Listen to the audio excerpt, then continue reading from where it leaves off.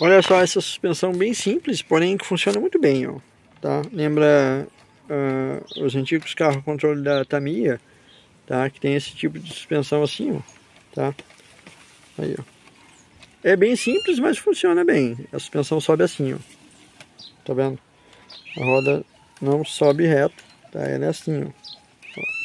É bem legal, tá? Bem básica, funciona muito bem. A suspensão traseira é assim, ó. Dois amortecedores, um eixo aqui. E é isso aí, a suspensão é simples assim, tá certo? Mas funciona bem, ó. A frente aqui ela fica próxima ao chão, ó. Ela chega a encostar.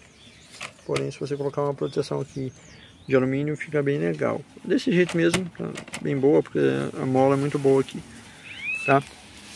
Esse é um vídeo rápido sobre a suspensão. Vai ter um vídeo completo aqui falando sobre basicamente quase tudo desse carro, tá certo?